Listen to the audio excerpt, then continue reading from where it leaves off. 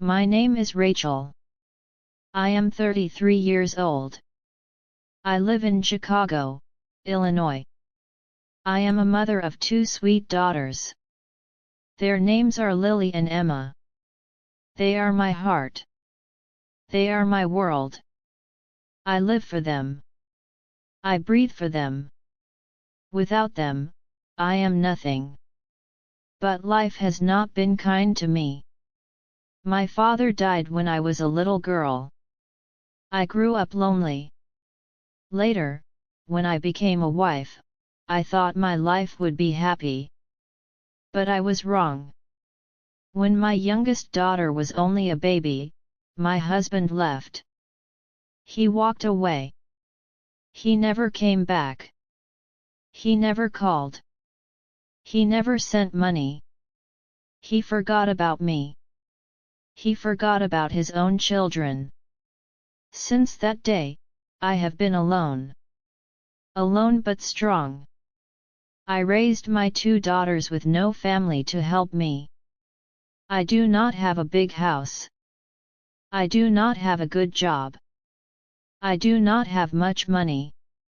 We live in a very small apartment. Every month I pay rent. Every month I worry if I can pay again. I do not have a college degree. I do not have many choices. So I became a taxi driver. I do not even own the car. I rent one every month. I give away money before I even earn it. Then I drive all day, all night. I drive when I am tired. I drive when I am sick. I drive when I want to cry. Some passengers are kind, some are rude, some pay, some cheat, but I do not stop. I keep driving. Because I must buy food. Because I must buy clothes. Because I must pay rent. Because my daughters need me. At night when my girls are asleep, I look at their small faces. They look so peaceful, so beautiful. I touch their hands. I kiss their foreheads. I whisper, I love you. I will never give up. I want to give them the life I never had. But life is hard. One cold evening, I was driving my daughters home. The sky was black. The rain was heavy. The streets were icy. The heater in the car did not work well. Mama, I'm cold, Emma whispered. She was only 5. I know, my love, I said softly. We will be home soon. I held the wheel tight. My hands were shaking. The road was empty. The street lights were dim. And then a bright light, a loud crash, a terrible pain, and then nothing. When I opened my eyes, I saw a white ceiling. I smelled medicine. I heard machines beeping. I was in the hospital. My body hurt.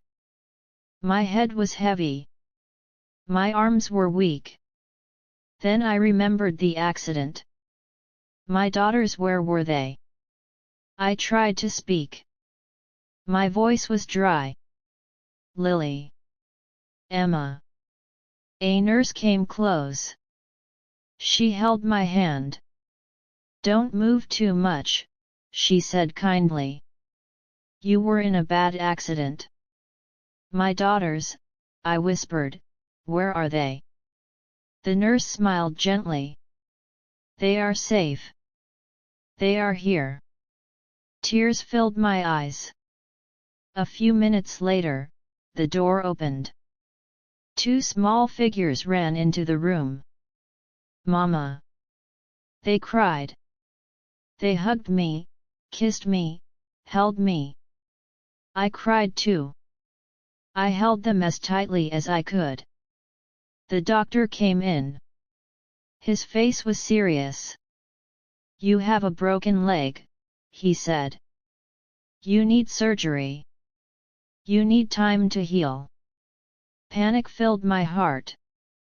But I have to work, I have to pay rent. I have to take care of my daughters.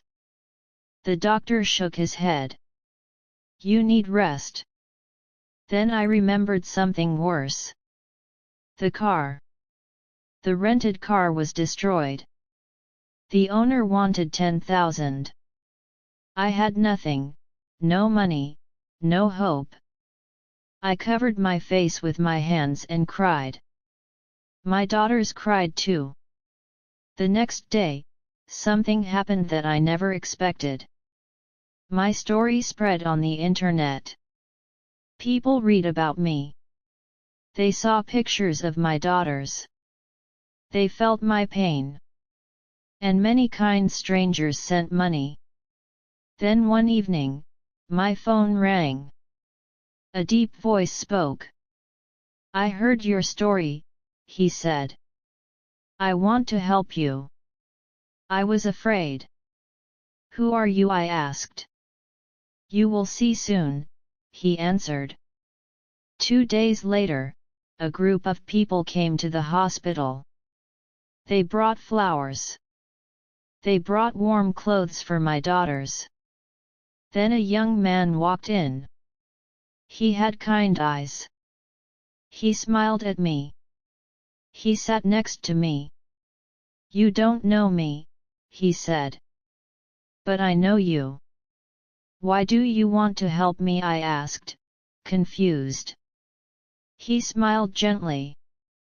Because I can. I cried. I had no words. Days later, something unbelievable happened. The young man and his team paid all my hospital bills. I didn't have to worry anymore. But that was not all. One afternoon, they took me and my daughters to a new place. It was a big, beautiful house. This is for you, they said. I stared at them. For me? Yes, for you and your daughters. I fell to my knees. I cried and cried. My daughters cried too. We hugged each other. Is this real? I whispered. Yes, they said. This is real. Weeks later, the young man asked me, what is your biggest dream? I wiped my tears. I want to open a supermarket. He smiled. Then let us make it happen. And he did. A few months later, I stood in my very own supermarket. Shelves full of fresh fruit, warm bread, happy customers.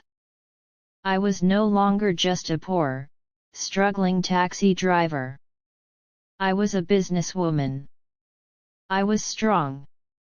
I was proud. I was happy. One evening when the supermarket was closing, I invited the young man for dinner at my new home. My daughters helped me cook. Lily set the table and brought flowers. Emma drew a picture that said, "Thank you for saving our family." When the man walked in, my daughters ran to him. They hugged him as if he was family. I stood there, tears in my eyes. Slowly, I walked to him. Then, in front of my daughters, I fell to my knees. "Please don't," he said quickly, trying to lift me. But I held his hand and cried. "You gave me back my life. You gave my daughters a future. I will never forget you. You are our miracle." He looked at me, his own eyes wet with tears. "You don't owe me anything," he whispered. "Just be happy. That is enough." That night, my daughters and I prayed for him. We prayed that God would bless him the way he blessed us. Today I wake up every morning in my home. I kiss my daughters. I open my supermarket. I smile at life again, because of one kind man, because of one miracle. And I will never forget. No matter how hard life gets, kindness and hope can change everything.